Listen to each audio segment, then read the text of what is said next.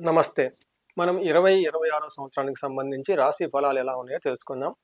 ముఖ్యంగా 2026 సంవత్సరానికి గల విశిష్టత చూస్తే ఈ సంవత్సరంలో ప్రతి ఒక్కళ్ళకి ఒక ప్రమోషన్ రావటం కానివ్వండి, ఒక న్యూ ప్రాజెక్ట్ రావటం కానివ్వండి, ఉన్న పొజిషన్ నుంచి నెక్స్ట్ పొజిషన్‌కి వెళ్ళటానికి కొత్త కొత్త అవకాశాలు వచ్చే సంవత్సరం 2026.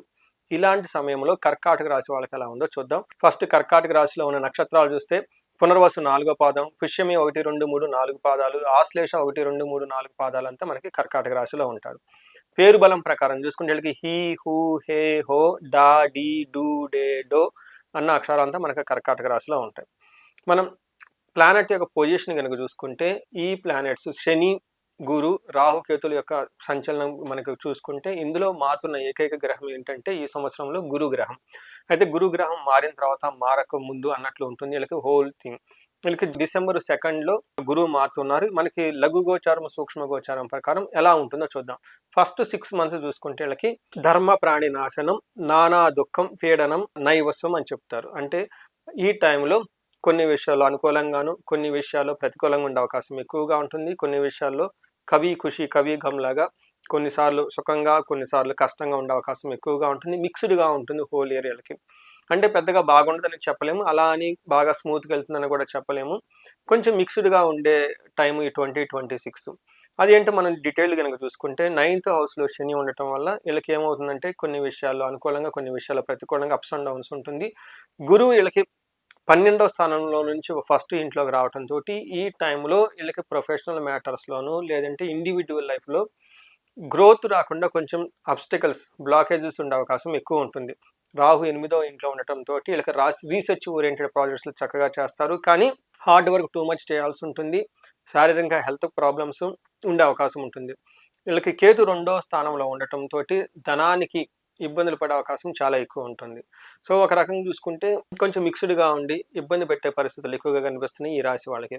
మనకి ఇన్ డీటెయిల్డ్ చూసుకుంటే శని వీళ్ళకి 9వ ఇంట్లో ఉన్నారు. 9వ ఇంట్లో శని తటస్థ శని అని మనం చెప్పుకోవచ్చు. పెద్దగా ఇబ్బందులు ఏవైతే ఏముండవు.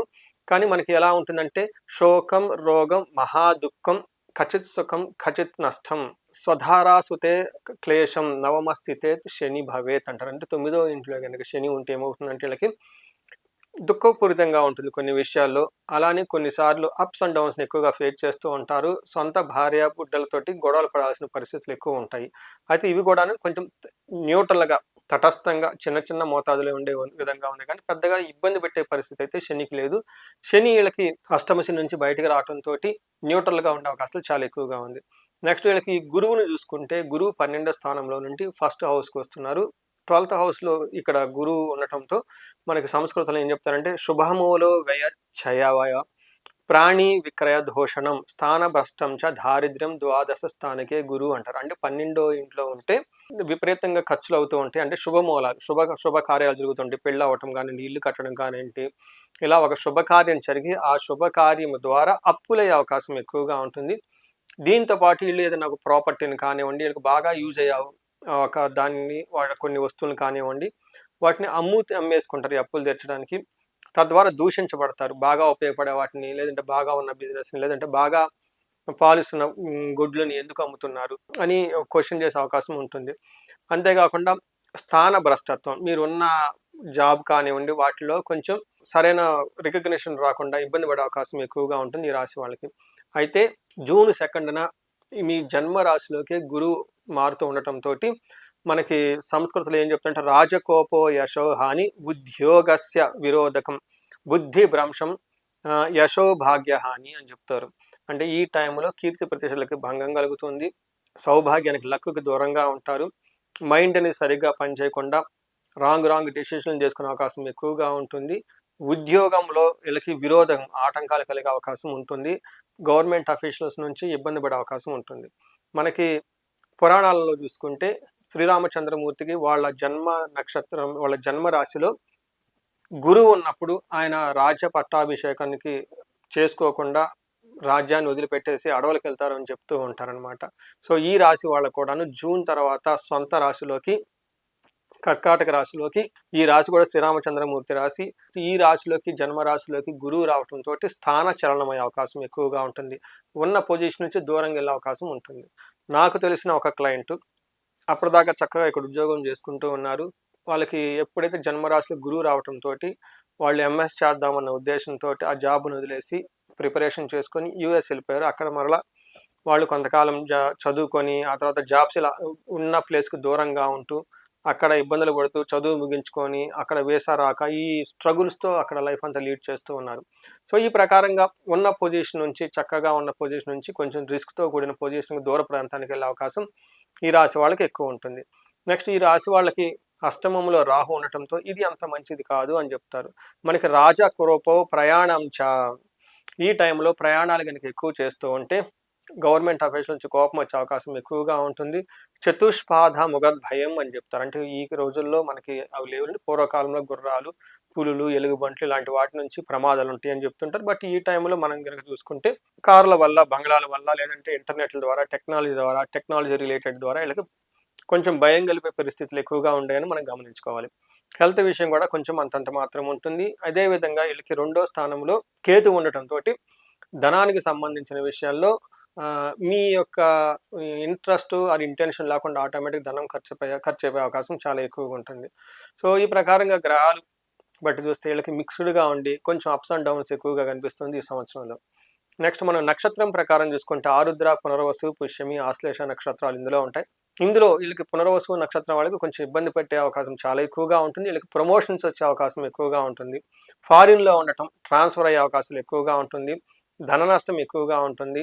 వీళ్ళకి కొంచెం పడే సిచ్యువేషన్లు అనుకున్న పనులు కాకుండా ఆగిపోయి మరణతుల్యం లాంటివి వచ్చే అవకాశాలు కూడా చాలా ఎక్కువగా ఉంటుంది. నెక్స్ట్ పుష్యమి నక్షత్రం వాళ్ళకి రాజ సమాన సౌఖ్యము, రాజ్యము వీళ్ళకి ఒక మంచి పొజిషన్ రావటము, ఒక న్యూ అధికారం వచ్చే అవకాశం ఎక్కువగా ఉంటుంది. అయితే ధన నష్టం జరిగే అవకాశం ఎక్కువగా ఉంటుంది. ట్రాన్స్ఫర్స్, ఫారిన్ రిలేటెడ్ వాటికి దూరంగా వెళ్ళిపోయి అక్కడ ఉండే అవకాశం ఎక్కువగా ఉంటుంది. పట్టాభిషేకం వీళ్ళకి కొత్తగా ఆపర్చునిటీస్ వచ్చేసి గొప్పగా మంచి పొజిషన్కి వెళ్ళే అవకాశం ఉంటుంది. మరణము అనుకున్న పని ఏదైనా కాకుండా అప్పటిదాకా వాళ్ళు ఏదైనా డ్రీమ్ ప్రాజెక్ట్స్ ఏమన్నా ఉంటే అవన్నీ ఆగిపోయే అవకాశం ఎక్కువ ఉంటుంది.